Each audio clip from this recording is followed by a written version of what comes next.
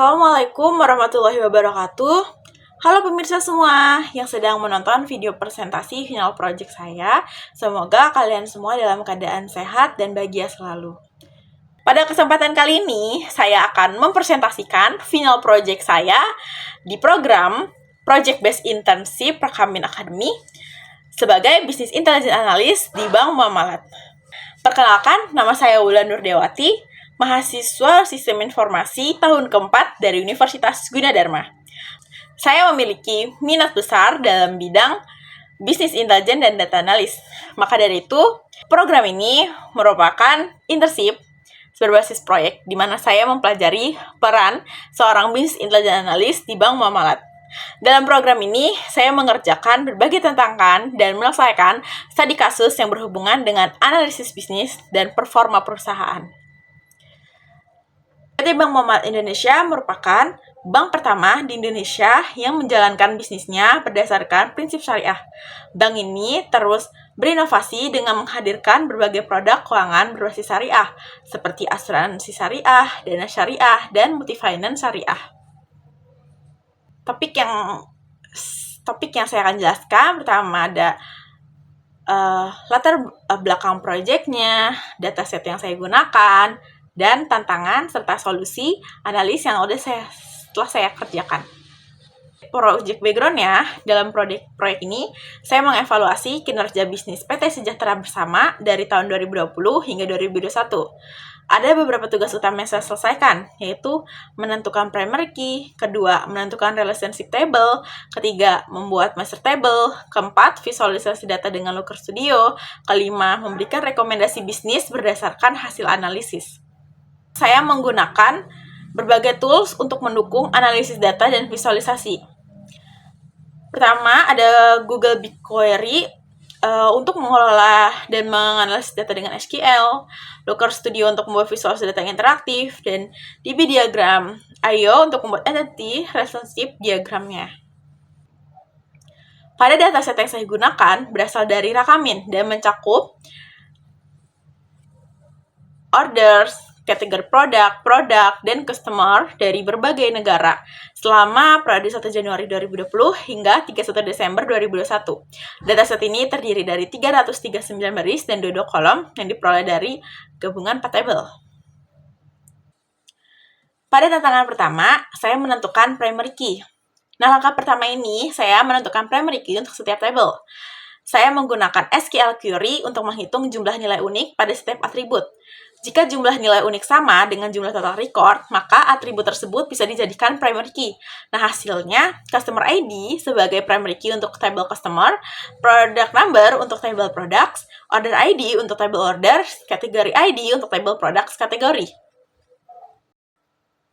Selanjutnya, pada tantangan kedua, saya menentukan relationship table.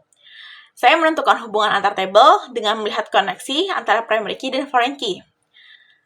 Dapat dilihat customer di sini one to many dengan orders melalui customer ID, orders many to many dengan products melalui product number, products one to many dengan produk kategori melalui kategori ID. Selanjutnya, pada tantangan ketiga, saya membuat master table menggunakan common table expression di Google BigQuery. Nah, strategi ini memungkinkan saya mendefinisikan dataset sementara sebelum mengambil data akhir. Nah, beberapa kolom yang dihasilkan dalam master table ini meliputi tanggal pesanan, kategori, produk, harga, jumlah, email pelanggan, kota pelanggan, dan total penjualan. Nah, data ini kemudian digunakan dalam Looker Studio untuk visualisasi. Selanjutnya, saya memvisualisasikan dengan menggunakan Looker Studio. Saya memvisualisasikan tren penjualan dari Januari 2020 hingga Desember 2021. Dapat dilihat pada dashboard berikut ini.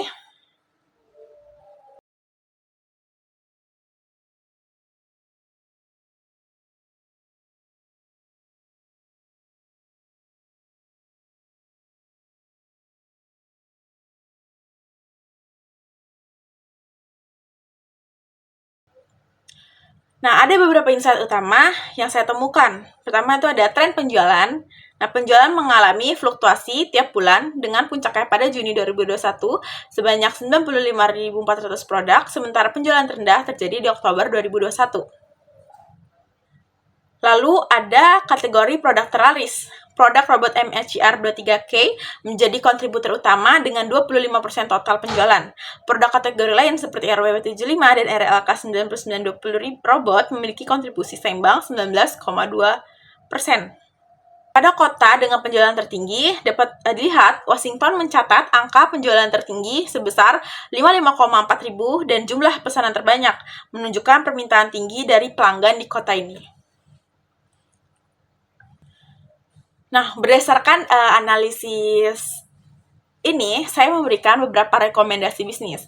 Untuk jangka pendek atau short term-nya, pertama, kita bisa meningkatkan pemasaran di kota dengan performa tinggi seperti Washington, Houston, dan Sacramento. Kedua, itu mengimplementasikan strategi retensi pelanggan, misalnya dengan program loyalitas dan diskon eksklusif. Nah, ketiga, bisa mengoptimalkan kategori produk dengan performa tinggi seperti robot, memastikan ketersediaan stok dan memperluas pemasaran. Nah, untuk long term-nya, jangka panjangnya, pertama, bisa ekspansi ke kota dengan performa rendah dan melakukan promosi lokal. Kedua, meningkatkan pengalaman pelanggan dengan program referral dan aplikasi loyalitas. Ketiga, bisa diversifikasi portofolio produk dengan menawarkan aksesoris dan model baru berdasarkan umpan balik pelanggan. Nah, itu adalah presentasi dari final project saya. Bila ada kekurangan kata, mohon dimaafkan. Wassalamualaikum warahmatullahi wabarakatuh.